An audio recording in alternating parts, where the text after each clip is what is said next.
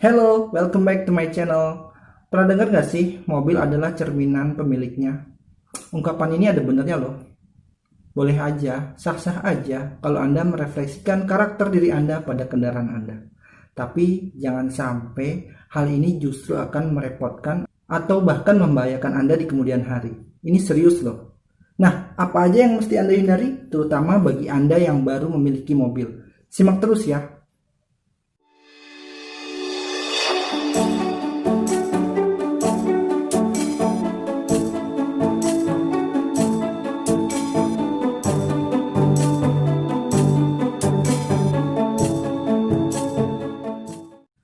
Satu, meletakkan benda di atas dashboard.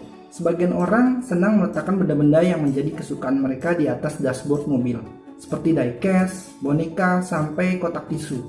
Tapi tahu nggak sih, selain mengurangi visibilitas kita dalam mengemudi, benda-benda tersebut juga sangat berpotensi akan terlempar ke arah Anda pada saat terjadi kecelakaan atau benturan, serta mampu menghalangi kinerja daripada sistem airbag. Itulah kenapa Anda tidak akan menemui dashboard yang rata di setiap kendaraan masa kini. 2. Menggunakan pengharum kabin jenis cairan atau gel. Sebagian dari Anda mungkin pernah naik kendaraan yang kalau pertama kali dihidupkan AC-nya pasti bau asam. Nah, inilah akibat penggunaan pengharum kabin atau ruangan jenis cairan atau gel. Karena uap yang dihasilkan pengharum ini hanya akan berputar-putar saja di dalam kabin mobil Anda, dan akhirnya hanya akan berpindah tempat ke plafon, ke karpet, ke jok, dan paling banyak akan menjadi dan menumpuk menjadi lendir di evaporator AC. Jadi jangan heran kalau AC-nya bau asem. Terus kalau sudah terlanjur begini, gimana cara menghilangkannya?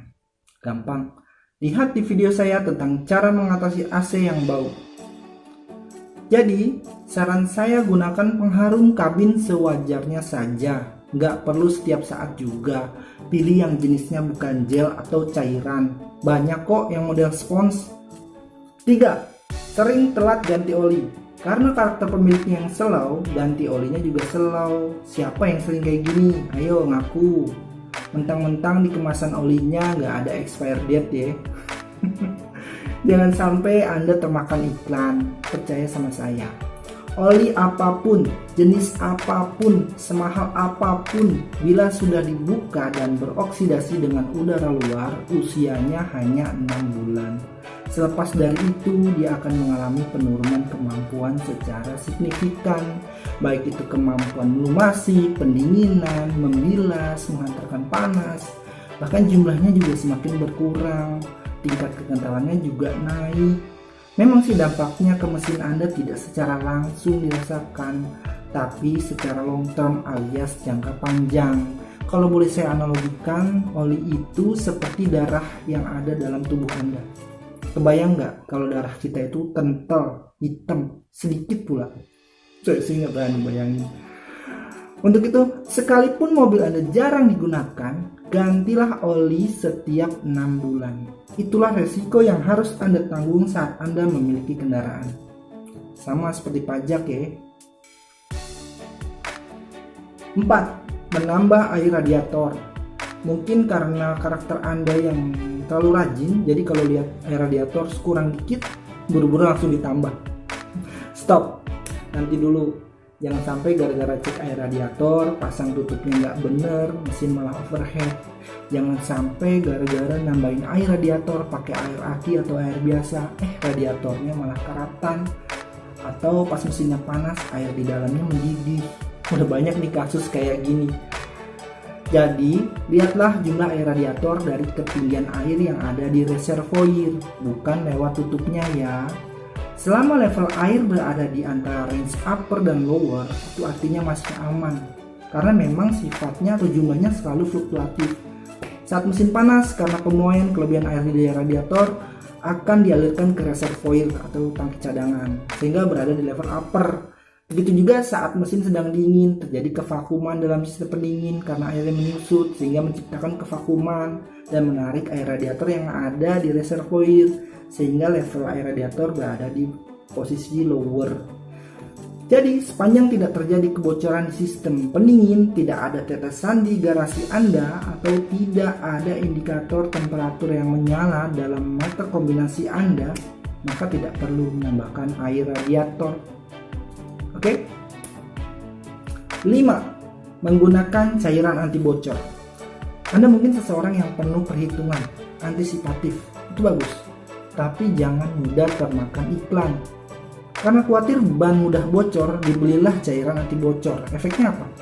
Bannya jadi unbalance, setir getar, bodi getar kecepatan tinggi, karena bannya nggak bisa dibalancing. Repot kan? Sekedar informasi, hampir semua kendaraan saat ini sudah menggunakan ban tubeless. Jadi selama paku yang menempel belum dilepas, ban nggak akan bocor tiba-tiba. Masih ada waktu untuk penggantian. Woles aja bos. 6. Nempelin stiker di bodi mobil.